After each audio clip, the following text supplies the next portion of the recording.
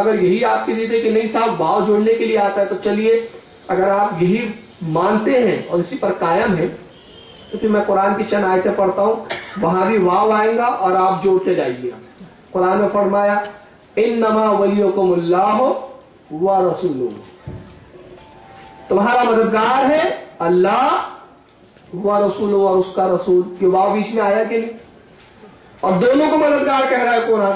تو اب اگر دونوں کی مدد ایک ہی مدد لیتے ہو آپ تو پھر ربی سے مدد مانگنے کو شرک بولنا بند کر دو. وہاں جوڑا نا, یہاں کیوں نہیں وہاں تمہارا عطف یہاں کیوں نظر نہیں آ رہا؟ یہاں عطف ان کا ہضم ہو جائے گا. اور اگر تم واو کو ظاہری معنوں میں لوں گے, یعنی یہ لوں گے کہ نہیں ہاں واقعی ہم جوڑنے کے لیے معنی میں ہی استعمال کریں گے ہر جگہ, تو پھر یہاں تو تم پر شرک کا فتویٰ لگ جائے گا. انما ولیکم اللہ ورسولہ, بے شک تمہارا مددگار اللہ رسول ہے. تو اللہ رسول یہ الگ الگ ذات ہے کہ ایک ہی ذات ہے؟ ایک بولے گا تو شرک ہو جائے گا. ہنسے گا کہ نہیں؟ تو یہاں واو عطف میں کیوں نہیں لا رہا ہوں؟ یہاں نہیں لائیں گے. اسی طرح قرآن میں ایک جگہ فرماتا ہے واقیموا الصلاۃ وآتوا الزکوٰۃ, قائم کرو نماز اور دو زکات. بیچ میں واو آیا کہ نہیں آیا؟ اب جوڑو اس کو بھی, بولنا ایک نماز پڑھ لو اور زکات نہیں دوں گا, ایک ہی ہے. واو آیا نا بیچ میں؟ ارے بھائی زکات الگ شے ہے, نماز الگ شے ہے. قرآن میں اللہ فرماتا ہے استعینوا بالصبر والصلاۃ, مدد چاہو نماز سے اور صبر. اور نماز ایک ہی ہے کہ الگ الگ ہے؟ بیچ میں واو آیا نا, یہاں بھی عطف ملا کر جوڑو اس کو. بولو اب گھر میں کوئی نماز ہی نہ پڑھے صبر کرے, کیوں نماز کیوں نہیں پڑھتے؟ اللہ نے کہا صبر اور نماز سے مدد چاہو, تو میں نماز نہ پڑھنے کا صبر کر کے بیٹھا ہوں. کہ صبر کیا ہے کہ نماز ہی نہیں پڑھنا ہے, صبر کر کے بیٹھا ہوں میں تو. اور دیکھو ایک ہی چیز ہے دونوں, کیوں؟ پھر یہ گرامر سنا دینا, واو عطف کے لیے آتا ہے, عطف تفسیری ہے, یہ سنا دینا. اب دیکھیے کتنے واو آئے ہیں اور ہر واو الگ ذاتوں کو الگ الگ کرتے جا رہے ہیں. قرآن سے مثالیں دے رہا ہوں. قرآن فرماتا ہے سورہ بقرہ میں انعم اللہ علیہم من نبیین والصدیقین والشہداء والصالحین. یہ واو الگ الگ کر رہا ہے کہ ملاتے جا رہا ہے؟ اللہ کا انعام نازل ہوا نبیوں پر, صالحین صدیقین پر, شہداء پر اور صالحین پر. تو صالحین اور نبی ایک ہی ہے کیا؟ شہداء اور نبی ایک ہی ہے کیا؟ صدیقین اور نبی ایک ہی ہے کیا؟ سب الگ الگ جاتے ہیں. تو واو کبھی بھی اکثر عموماً جو آتا ہے وہ جدا کرنے کے لیے آتا ہے. یہاں دو کلام ہو رہے ہیں, یہاں نور آنے کی بات کی جا رہی ہے اور روشن کتاب نازل کرنے کی بات کی جا رہی ہے. تو یہاں الگ الگ دونوں کلام کی گفتگو الگ ہے, مگر بڑے دور کی کوئی لائے پٹھولی. اللہ واو عطف ہے اس لیے وہ جوڑ دو. اب اس کے بعد کیا کہتے ہیں, اب آگے ذرا سنیے ان کی. کہتے ہیں کہ نور اور کتاب مبین دونوں سے مراد ایک ہی چیز قرآن عظیم ہے. اچھا پھر آگے سنیے, یہ نہیں کہ نور سے حضرت صلی اللہ علیہ وسلم اور کتاب سے قرآن مراد لیجئے, جیسا کہ اہل بدعت باور کراتے مطلب ظاہر کرتے, یعنی کہتے کہ یہ بدعتیوں کا عقیدہ ہے کہ نور سے مراد نبی کو لیا جائے اور کتاب مبین سے مراد جو قرآن کو لیا جائے, دونوں کو الگ الگ کیا جائے. یہ عقیدہ بدعتیوں کا ہے.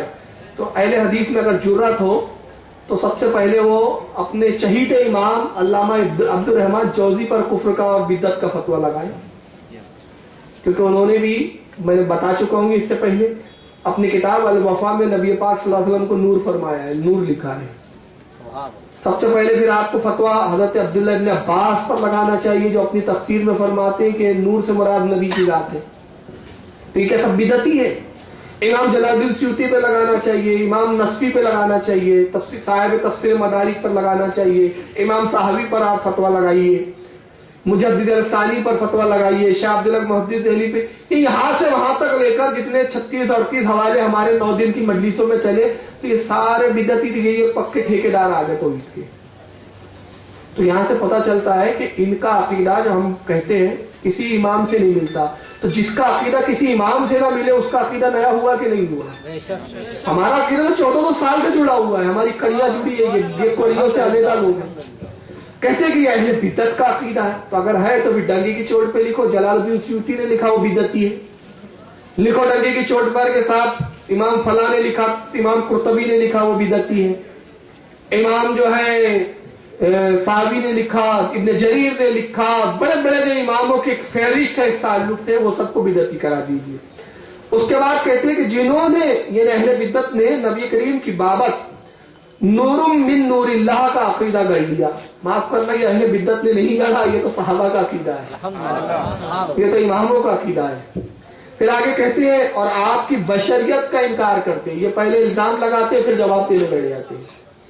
یہ عجیب قوم ہے، یہ قوم کیسی ہے پتہ ہے؟ ایک شخص جو ہے نا اپنی بہن کے ساتھ جا رہا تھا، میں سمجھانے کے لیے مثال دے رہا ہوں، اب اپنی بہن کو گاڑی میں بٹھا کے لے جا رہا تھا، اہل حدیث کے ایک مولانا چیخنے لگے، ارے فلاں کیا بات کرتا ہے، وہ تو ایک غیر عورت کو لے کے جا رہا تھا۔ اب ادھر لاکھ صفائی دے رہا ہے، ارے اللہ کے بندے میری بہن تھی یار، نہیں تم نے غیر عورت کو لے کے گئے گاڑی کے اوپر، اور اسی کی وہ دھوتے بیٹھا ہے، یہ لوگ یہ تقریریں کرتے ہیں، یہ واز کرتا ہے فلاں مولانا، اور وہ ایک عورت گاڑی پہ لے جا رہا تھا، اب اس کی بہن تھی نہیں۔ تو یہ وہ لوگ ہیں کہ پہلے یہ الزام کرتے ہیں اور اس کے بعد پھر اس کا رد کرنے بیٹھتے ہیں۔ سب سے پہلی تو بات یہ ہے کہ میں پوری اہل حدیث جماعت کو چیلنج کرتا ہوں کہ آپ کسی بریلی کی کسی کتاب میں بتا دو کہ انہوں نے نبی کو بشر ہونے کا انکار کیا۔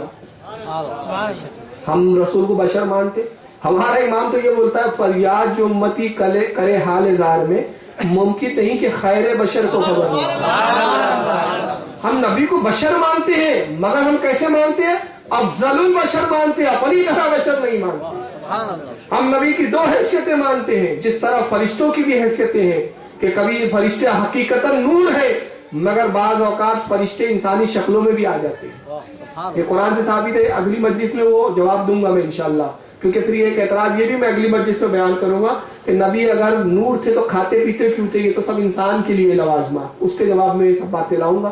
تو ہم نبی پاک کو حقیقتاً نور مانتے ہیں اور مجازن حقیقتاً نور اور مجازن بشر مانتے ہیں، ہم ظاہراً بشر مانتے ہیں۔ نبی جب دنیا میں تشریف لائے بشر تھے، کیفیت بدل گئی، اپنے رب کے قرب خاص میں ہے، نور ہے۔ اب اس کی میں ایک چھوٹی سی دلیل دے دوں آپ کو عشق کی روشنی میں۔